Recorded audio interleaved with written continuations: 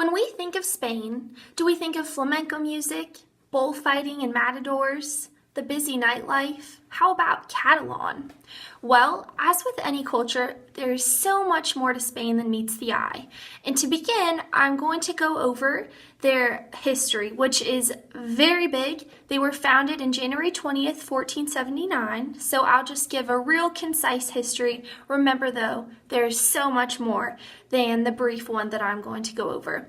So they were first founded by the Iberians, and then the Phoenicians came in. The Greeks were overruled by the Romans, who ruled for over 6 centuries.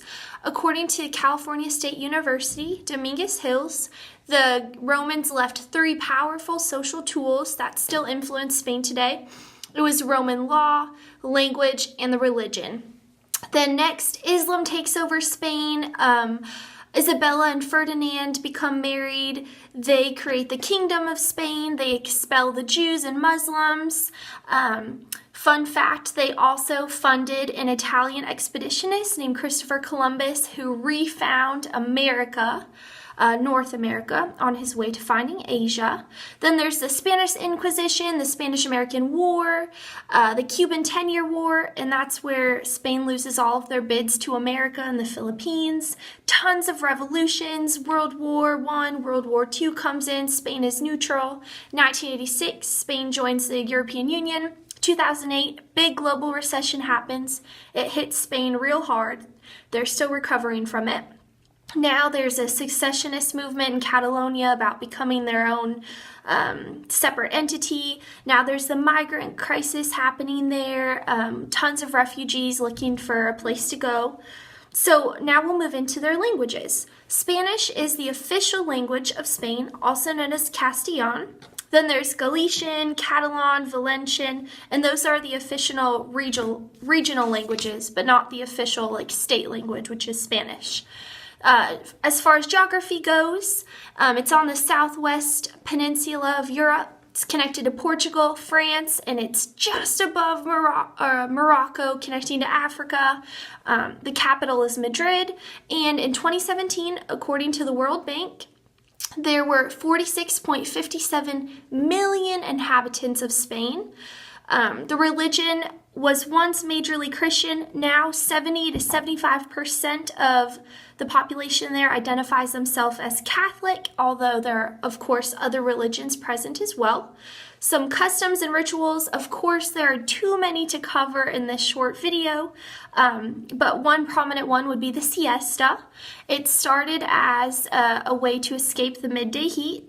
It still continues in most cities. However, in the major cities like Madrid and Barcelona, they have converted to a full working day, which means no siesta for them. And so now it's a time to nap, to spend time with your family, to eat lunch. Another custom that you may have heard of is the bullfighting. Yep, so it developed from the ancient Roman gladiator games, matador versus bull, and it's still a huge tradition there. There's the Festival of San Fermin, established in 1951, a 9-day celebration of praying, of honoring the Saint Fermin, of running with the bulls, trade fairs. It's great for the economy. It brings in a lot of tourists. And that's all according to Miami State University. Next, we'll move in to the ethicalness of a couple of these things. So first, the easy one is taking a siesta ethical. Absolutely, I think. Perhaps it's not as good for the economy because you're not in that 8-hour workday, stressed, making money, but you're spending time with your family, you're relaxing, and perhaps that is why they, by 2040, are going to have the largest life expectancy over Japan. They're at 85 years right now. It's expected to rise. Let's see here, which is bigger than the U.S. as well. So, and then the ethicalness of the bullfighting. I'm going to say yes, because it is so ingrained into their culture. It's good for the economy. It draws in tourists. and it's time to celebrate. And so, according to the University of Texas, of course, there's animal activists calling this out, saying that it's cruel, it's an unnecessary death for the animals, unnecessary endangerment for the bullfighters. Catalonia, which is a province, they no longer kill the bulls, they still have the fight. Well, I found this quote from writer Alexander Fisk Harrison to be well worth it for this. He says, in terms of animal welfare, the fighting bull lives 4 to 6 years, whereas the average meat cow lives 2. And those 4 to 6 years are spent roaming free. So now we're going to move into the gender norms. So there's a sharp divide between the very wealthy and the very poor in Spain, and pair that together with a royal monarchy and you have something interesting there. The 1880s saw the development of a middle class. In 1978, women were granted equal rights by the Spanish Constitution. In 2008, 36.3% of Spain's legislature were women, which is almost 20% more than the U.S., according to Reinhardt University.